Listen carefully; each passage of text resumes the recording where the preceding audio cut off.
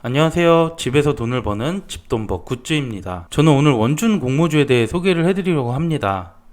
추석 연휴 이제 마지막 날인데요. 당장 다음 주부터 청약이 시작되기 때문에 지금부터 간단히 하나씩 살펴보도록 하겠습니다.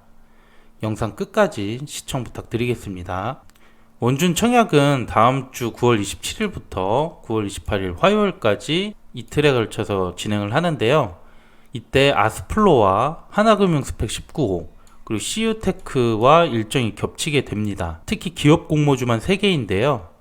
어떤 곳으로 집중해서 청약하실지 미리 잘 판단해 보셔야 합니다. 그럼 원준 청약 정보를 세부적으로 알아보겠습니다.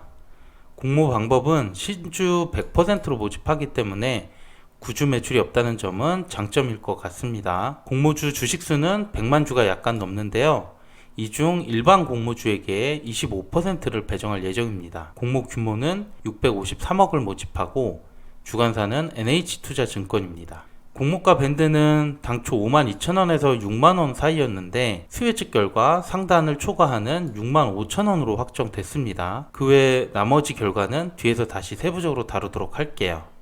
그리고 이번 공모주는 환매 청구권이 부여되는데요. 상장 이후 3개월까지 주식을 환불할 수 있는 권리라고 보면 됩니다.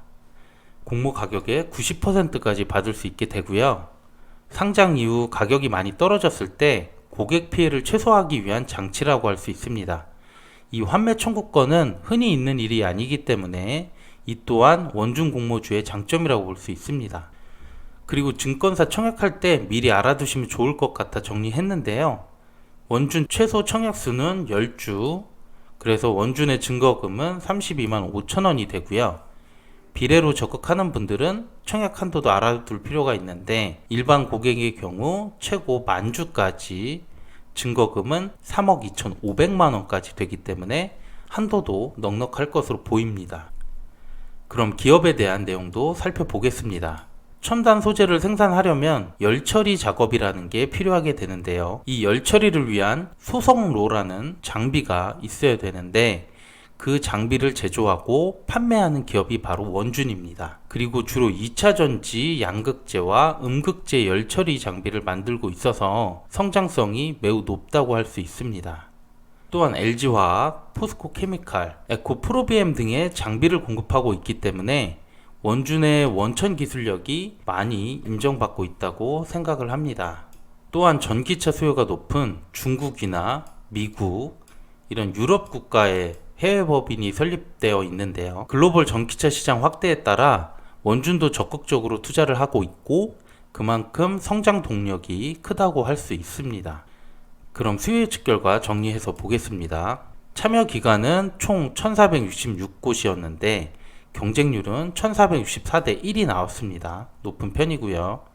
공모 가격은 83% 이상이 공모가 상단을 적어내면서 6만 5천원으로 확정됐습니다. 기존 공모가 상단이 6만원이었기 때문에 그만큼 가격적인 평가도 좋게 받았고요. 의무 확약 비율도 44.3%로 매우 높게 나왔고 특히 1에서 3개월에 대한 비중이 가장 많은 것으로 보입니다. 전반적으로 수요 예측 결과는 훌륭하게 나왔다고 볼 수 있을 것 같네요. 그럼 원준의 결과를 다른 공모주들과 비교해 보겠습니다. 기간 경쟁률이 1464대 1이 나왔는데 이는 올해 7월 이후 청약한 공모주들과 비교하면 평균 이상의 수치가 나왔다고 할 수 있어요. 최근 청약한 실리콘2의 경우에는 1438 정도가 나와서 유사한 수준으로 보이고요. 상장일 따상을 기록했던 일진아이솔루스도 1471대 1 역시 비슷한 수준의 결과입니다. 의무보유 확약 비율도 비교해보면 원준보다 높은 곳이 카카오뱅크, 일진아이솔루스, 현대중공업밖에 보이지 않을 정도로 매우 높습니다. 경쟁률보다 더 압도적으로 좋은 수치가 나와서 원준 청약은 매우 흥행할 것으로 예상하고 있습니다. 앞서 드린 의무보유 비율을 적용해서 유통 가능 물량을 확인해 보겠습니다. 최초 제시한 유통 물량은 38.9%로 많은 편이었는데요. 기관들이 40%가 넘게 의무보유를 걸었기 때문에 유통 물량이 많이 떨어지게 됩니다. 기존 유통량이 195만 건 정도 되는데 의무 비율을 적용하면 제 예상으로 32.5%까지 낮아지게 됩니다.